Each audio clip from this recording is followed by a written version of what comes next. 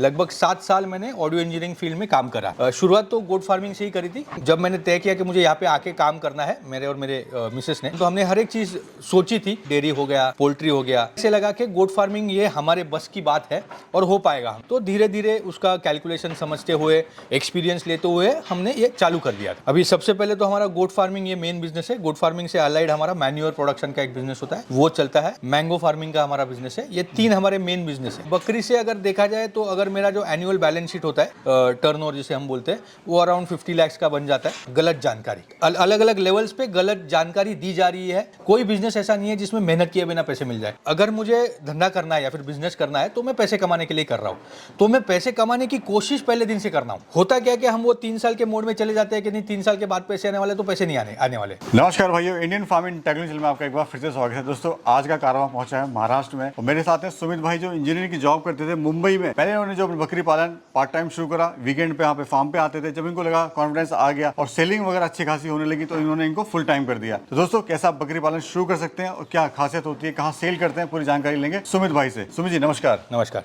कैसे हैं सुमित जी? मैं बहुत बढ़िया। मतलब एक एजुकेटेड बंदा शहर छोड़ के, मुंबई की लाइफ छोड़ के, हाँ। और गांव में आके बकरी पालन कर रहा है। सर, बड़ा सरप्राइजिंग होता है आजकल के यूथ के लिए। वो तो फार्मिंग से बहुत दूर जाना चाहते हैं, आप फार्मिंग के बिल्कुल पास में आ गए। नहीं, ऐसी बात नहीं है। देखो, पहली बात तो शहर और गांव ऐसा डिफरेंस अभी ज्यादातर रह नहीं रहा है। इंटरनेट अवेलेबल है, कनेक्टिविटी चालू रहती है, रोड्स भी ठीक ठाक है पूरे इंडिया में। तो शहर और गांव का जो डिफरेंस है वो धीरे धीरे कम होते जा रहा है और वो होना भी चाहिए। दूसरी बात है लाइफस्टाइल, तो वो हर एक का अपना अपना पसंद की बात है। हमें ये वाली लाइफस्टाइल, शांति वाली लाइफस्टाइल पसंद है। ठीक है, पूरे आपसे क्वेश्चन करेंगे, थोड़ा सा परिचय आप दे दीजिए अपना। यस, तो मेरा नाम है सुमित भोसले। मैं बम्बई में पला बड़ा हूँ और फिजिक्स में ग्रेजुएशन करा था मैंने। उसके बाद एक ऑडियो इंजीनियरिंग का थोड़ा और एडवांस स्टडीज करके लगभग 7 साल मैंने ऑडियो इंजीनियरिंग फील्ड में काम करा है। I used to write for a magazine और फ्रीलांस रिकॉर्डिंग्स वगैरह जो होती है, हम जो मूवी के गाने वगैरह देखते हैं, स्टेज शोज होते हैं, तो उसके लाइव रिकॉर्डिंग्स वगैरह हम करते थे। तो सुमित भाई, एज कितनी है अभी आप? Now I am 39। 39 के हो। लोग गांव आते हैं 45 के बाद में या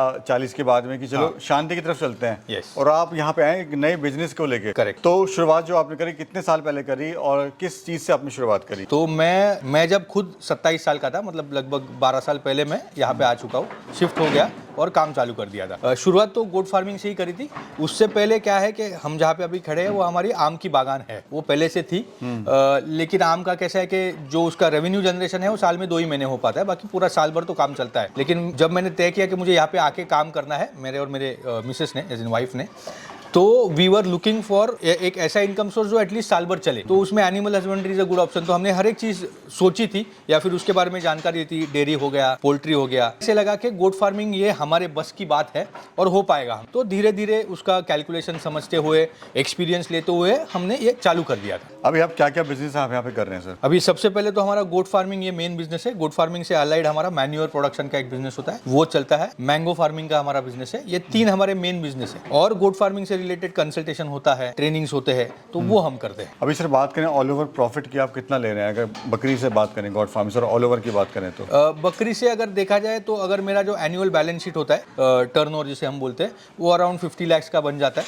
अभी टर्नओवर में क्या होता है ना, लोगों को लगता है कि 50 लाख का टर्नओवर बोलते हैं तो 50 लाख इन्वेस्टेड है। 10 लाख 5 बार भी इन्वेस्ट हो सकते हैं तो भी 50 लाख का टर्नओवर बन जाता है। ये बेसिक काम ट्रेडिंग का है, प्रोडक्शन का है, तो वो हिसाब से बिजनेस से सोचे तो अराउंड 50 लाख का टर्नओवर होता है और उसमें अराउंड 25% हम लोग अच्छा खासा प्रॉफिट निकाल लेते हैं एनुअल बैलेंस शीट में। मतलब अराउंड 10 to 12 लाख मेरा इनकम हो जाता है आराम से। जो शुरुआत आपने करी थी तो इन्वेस्टमेंट कितना आया था और कितने आप एनिमल लाए थे? हाँ, तो अभी इसमें क्या है ना, ये बहुत से लोग ये सवाल पूछते हैं कि इन्वेस्टमेंट कितना होगा या फिर इनिशियल इन्वेस्टमेंट कितना है। फॉर्चुनेटली गोट फार्मिंग है ना, मॉड्यूलर बिजनेस है। मतलब इसमें अभी मेरे पास लगभग 150 से 200 जानवर है। तो नॉट नेसेसरली अगर किसी नए बंदे को शुरू करना है तो वो 150-200 से शुरू करना है। मैंने तो 10 से ही शुरू करी थी, तो और वो भी 12 साल पहले। तो that point of time we had spend around 1,20,000 रुपए टोटल खर्चा हुआ था जानवर खरीदी करने का। तो छोटा मोटा शेड बांध दिया था उसका, वो सब पकड़ के। लेकिन अगर आज के दिन अगर कोई 10 जानवर से शुरू करने का सोच रहा है तो उसको 1,20,000 में नहीं होगा, उसको कम से कम, लेकिन सब कुछ पकड़ के, मतलब अच्छे जानवर खरीदी करना है, एक ठीक ठाक शेड बांधनी है, तो 1.5 से 2 लाख के बीच में खर्चा आ सकता है। चाहिए। यस। आपको 12 साल हो गए हैं बकरी पालन करते हुए। अक्सर देखा है कि बकरी पालन में 90% का जो रेशियो होता है, 100% से 90% की बात करो, फेलियर होते हैं लोग, और 10% से फिल्टर होके 5% लोग रह पाते हैं। सही बात। सर रीजन क्या है? मटन हमेशा डिमांड रहती है, इसके जो रेट है वो हमेशा बढ़ते हैं, वापस नहीं आते हैं, उसके बाद भी रीज़न कहाँ होती है, कहाँ चूक होती है जो फार्मर फेल हो जाते हैं इस बिजनेस में? सबसे पहले तो मेरे हिसाब से अभी जो मुझे लगता है मैं बताता हूँ, गलत जानकारी। अलग अलग लेवल्स पे गलत जानकारी दी जा रही है फाइनेंस के हिसाब से कि भाई अगर आप ये करोगे, ये बकरा पालोगे तो इतना इतना पैसा बनेगा, उतना पैसा बनेगा। तो लोग, बहुत सारे लोग बिना सोचे समझे वो पैसे को देख के आ जाते हैं।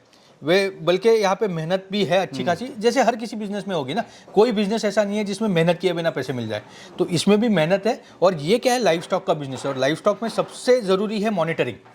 मतलब मेरे जो जानवर है, अगर मुझे पता नहीं है उनकी क्या पोजीशन है, कौन बीमार हो रहा है, कौन बीमार नहीं हो रहा है, अगर मैं उस पर खुद ध्यान नहीं रखूंगा और मैं कहीं दूर बैठ के गोट फार्मिंग करने का सोच रहा हूँ, कोई लोग कर भी लेंगे, लेकिन that is after a particular experience, या फिर उनका एक प्रोसेस सेट हो गया। लेकिन बिगिनिंग में ही अगर मैं ध्यान ही नहीं दे रहा हूँ, तो ध्यान नहीं है तो मैनेजमेंट से गलत हो जाता है, सही मैनेजमेंट नहीं होता है, अच्छे जानवर भी खराब हो जाएंगे, चारे का मैनेजमेंट नहीं हो रहा है, जो कुछ एक्सपेक्टेड रेवेन्यू आना चाहिए था कि भाई मैंने 10 बकरे पाल लिए तो मुझे इतना पैसा मिलना चाहिए था, अभी हर बकरा तो मशीन में नहीं बना है, कोई बढ़ेगा कोई नहीं बढ़ेगा, तो ये सब कैलकुलेशन सब हिल जाते हैं। और इट इज़ बट ऑब्वियस कि अगर मुझे जिस सोच से मैं आया था, मैंने सोचा था मैं इतने इतने पैसे कमा लूंगा, उतने नहीं कमा रहा हूँ, तो ऑब्वियसली हर कोई बंदा बाहर निकल के आ जाएगा। यानी जो भी बंदा पहले प्लानिंग करता है, कागजी प्लानिंग करता है, बिल्कुल सही भाई बात है। इतने दिन में इतने बच्चे हो जाएंगे, इतना अमीर हो जाऊंगा। और प्लस सर, इसमें धैर्य का काम है, आप इसमें जल्दी अगर अमीर बनना चाहते हैं तो बिजनेस में ना आए। वो तो कोई भी 3 साल तो सर चाहिए इसमें। नहीं, ऐसा नहीं है, मैं बोलूंगा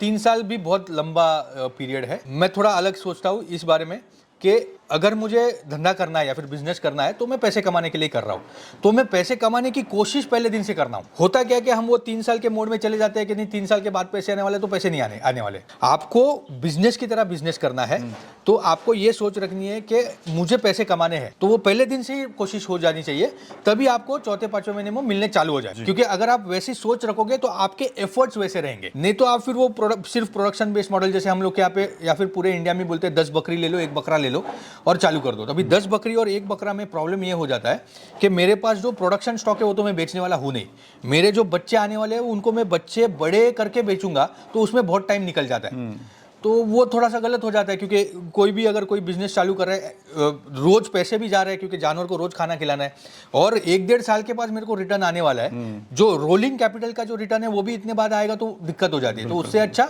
आप कोशिश करिए कि थोड़े बेचने वाले जानवर आपके पास है, थोड़े पालने वाले जानवर आपके पास है, इनकम आती है राउंड। एग्जैक्टली, रोलिंग जिसे बिजनेस टर्म्स में रोलिंग बोलते हैं ना, वो होता रहना चाहिए, और फिर आपका प्रोडक्शन भी चलता रहेगा, आपका ट्रेडिंग भी चलता रहेगा, और इसी हिसाब से काम होते रहेगा।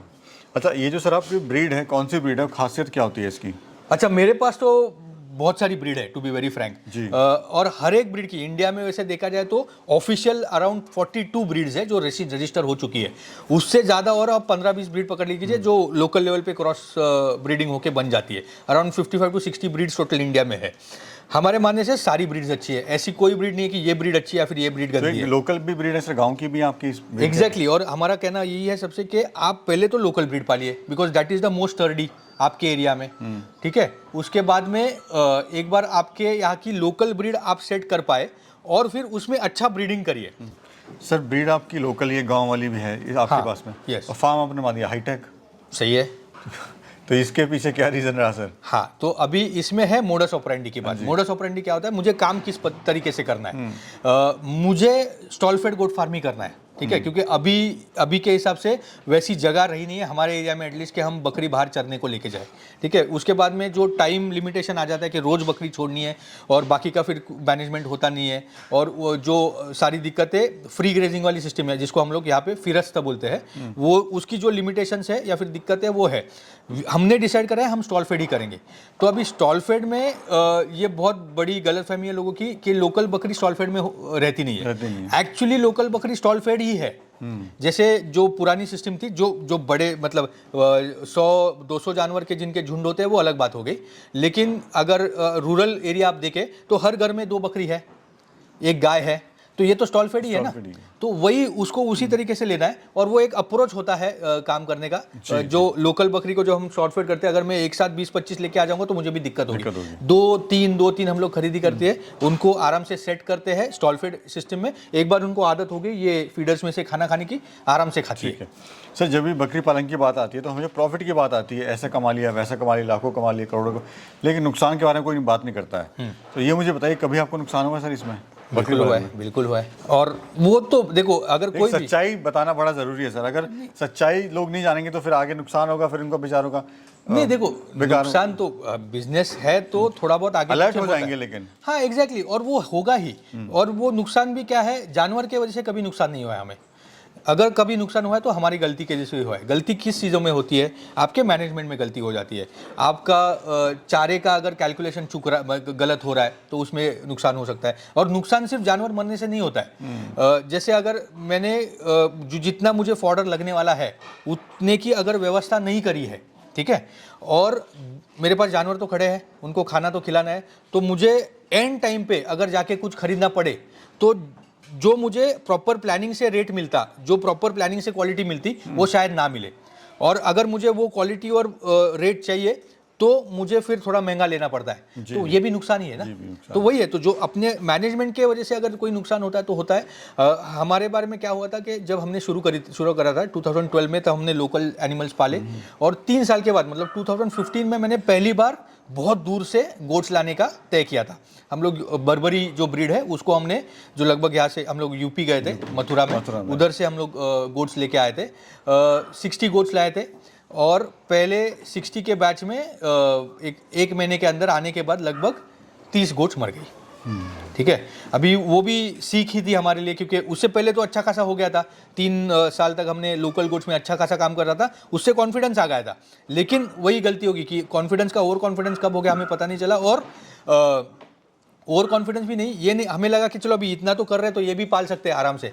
लेकिन वही है कि इतने दूर से जब जानवर लाते हैं तो उसका एक सिस्टम अलग बनाना है अपने को, तो वो हमें सीख मिल गई, हमने वो सीख ले लिया। उसके बाद उससे सीखने के बाद हम 100-120 जानवर भी आराम से लाते हैं विद जीरो मॉर्टेलिटी। वो सीखने की क्वारंटाइन जब आपने कर दिया, क्वारंटाइन होता है, क्वारंटाइन तो हमने करा था, लेकिन जो उनकी केयर लेनी थी आने के बाद, वो क्या हो गया, पीपीआर हो गया था उनको। पीपीआर तो सबको गोट फार्मिंग में पता है। और होता ऐसे कि पहले 10-12 दिन सब सही था, खा रहे थे जानवर, थोड़ा बहुत आगे पीछे हो रहे थे, हम लोग बोले थके हैं, ये हो। और 13-14 डे के बाद वो पीपीआर का सिम्टम दिखने चालू हो गए। और हमारे लिए वो पीपीआर एकदम नया था। और उसके वजह, क्योंकि because we could not recognise that it is PPR, जल्दी नहीं समझ पाए, इसकी वजह से थोड़ा ज्यादा नुकसान हो गया। अगर जल्दी पकड़ भी लेते तो और भी बचा लेते थे। तो सुमित भाई, क्या आप कहना चाहते हैं, हमारे जो दर्शक आपको देख रहे हैं, खासकर जो यूथ है, जो गांव छोड़ के शहर जा रहा है और कुछ करना चाह रहा है, बेचारा वहाँ पे 10-15 हज़ार के 20 हज़ार के धक्के भी खा रहा है, परिवार से भी दूर है और अपने हेल्थ से भी दूर है। करेक्ट, बताइए। तो मैं तो बस यही कहना चाहूँगा यार, जिसे जो करना है वो बिल्कुल करिए। जैसे आपने बोला कि आपको सोचना है अपने बारे में। शहर सही है, शहर में कभी नहीं बोलूँगा कि शहर बिल्कुल गलत है, शहर भी सही है, लेकिन आप वहाँ पे जाके क्या करने वाले हो उसके ऊपर डिपेंड करता है वो आपके लिए कितना सही है। जैसे आपने बोला अगर 10-15 हज़ार रुपये ही मिलने वाले हैं शहर जाके, तो वो तो गांव में भी मिल जाएंगे, परिवार के साथ रह जाओगे। क्योंकि अगर बम्बई में जाके, जैसे हमारे यहाँ पे मुंबई नज़दीक है, तो बम्बई में जाके अगर मुझे 10-15 हज़ार रुपये, उसमें से रेंट ही मेरा 8 हज़ार रुपये जा रहा है, तो मेरे हाथ में कुछ नहीं बच रहा है। उससे अच्छा मैं यहाँ पे 10-12 हज़ार का कर लूँ, 15 हज़ार ना मिले 12 हज़ार, लेकिन एटलीस्ट मेरा रेंट तो नहीं भर रहा हूँ मैं, मुझे ज़्यादा इफेक्टिव हाथ में पैसा बच रहा है। नेचर के साथ है, अच्छी नेचर तो है यार, नेचर सब जगह पे हो जाता है, लेकिन वही चीज़ है कि वो थोड़ा इकोनॉमिक कैलकुलेशन हर एक बंदे ने अपने आप के लिए सही से करना है। हर एक जन ने अपने आप को अपने आप के लिए सोचना है कि मेरे लिए सही क्या होगा और मैं कहाँ रह के अच्छे से रह पाऊंगा, मानसिक शांति मुझे अच्छी मिलेगी और जो कुछ मुझे करना है ज़िंदगी में कर पाऊंगा। तो वही सोचिए बस। चलिए, बहुत बहुत शुक्रिया सुमित भाई, और बड़ा अच्छा लगा आप जैसे यूथ मुंबई की नगरी को छोड़ के वापस अपने गांव में फिर से। Again thank you so much. Thank you. Thank you. Thank you. Yes.